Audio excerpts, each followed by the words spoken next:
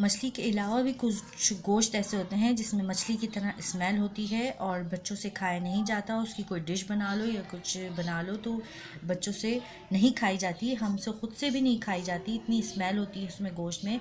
बाज़ औक़ात ईद उल अज़हा के बाद ईद कुर्बान का गोश्त भी कुछ ऐसा होता है जिसमें हल्की सी स्मेल होती है, कुछ भारीपन सा होता है गोश्त में।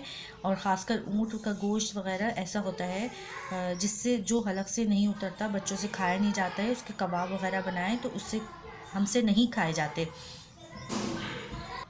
तो आज मैं लाई हूँ आपके लिए ज़बरदस्त सी टिप। ये टिप आप मछली के लिए भी यूज़ कर सकते हैं और ऊँट के गोश्त के लिए भी। और अगर इसके अलावा कोई गोश्त आपके घर में ऐसा है ईद कुर्बान का कि बकरा या दुम्बा या भेड़ वगैरह का गोश्त होता है जिसमें स्मेल होती है, तो आप ये टिप उसमें इस्तेमाल कर सकते हैं और पा सकते हैं इस स्मेल और भारीपन से निजात और छुटकारा।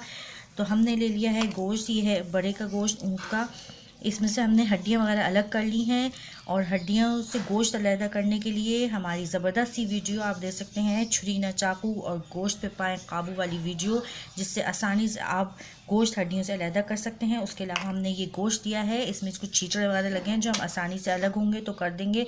ज़्यादा छींचड़ों से हम निजात नहीं हासिल कर सकते क्योंकि छुरी, आपको पता है, कुर्बानी पे कसाई ऐसे ही गोश्त बनाते हैं और उसके बाद मर्दों के पास टाइम नहीं होता इसको साफ़ करने का और हम जैसी औरतों को ये काम नहीं आता।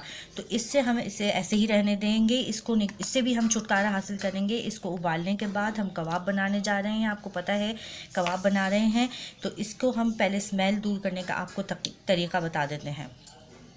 ये कच्चा गोश्त हमने लिया है, तकरीबन है 2 किलो और ये ऊँट का गोश्त है। इसमें हम तकरीबन डालेंगे 2 टेबल स्पून लहसुन अदरक का पेस्ट भर के। इसके अलावा हम इसमें डालेंगे 4 टेबल स्पून सिरका वाइट विनेगर भर के, हो सके तो थोड़ा ज़्यादा ही कर लें। इससे ये जो टिप्स हम आपको बता रहे हैं, जो चीज़ें डालने की, इससे ज़रा सी भी स्मेल नहीं रहेगी कि गोश्त का भारीपन भी चला जाएगा और बहुत ज़बरदस्त ये टिप है। इसे आप मछली बनाने के लिए भी यूज़ कर सकते हैं। और अब हम इसमें डालेंगे एक अहम चीज़, पिसा हुआ धनिया, खुश्क धनिया जो हम खानों में यूज़ करते हैं। इसे भी हम भर के 4 टेबल स्पून इसमें डाल देंगे। ये हमने डाल दिया है इसमें भर के। और अब हम इसे थोड़ा सा हाथों को अपनी ज़हमत देंगे, हाथों में स्मेल होगी लेकिन वो हम हाथ बाद में अच्छे तरीके से धो लेंगे।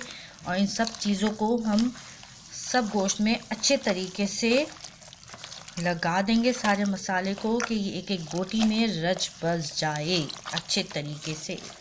और ये अच्छी तरह हम लगा रहे हैं, इसमें हर बोटी पे लग जाए और हम कोई बोटी इस स्मेल से रह ना जाए। अच्छे तरीके से लगाएंगे हम, एक एक बोटी पे लग जाए मसाला सारा, बहुत अच्छे तरीके से हम इसे लगाएंगे। हमने मसाले को अच्छी तरह एक एक बोटी पे लगा दिया है। आपने इसको मिलाने में ज़रा सी भी कंजूसी नहीं करनी, बिल्कुल अच्छे तरीके से एक एक बोटी पे लगाना है। अब हम इसे आधे घंटे या तकरीबन 1 घंटे के लिए, आधे से 1 घंटे तक इसको लगा के रख देंगे। इससे ज़्यादा भी आप रख सकते हैं। इसे अच्छी तरह लगा के और कवर करके रख दीजिए।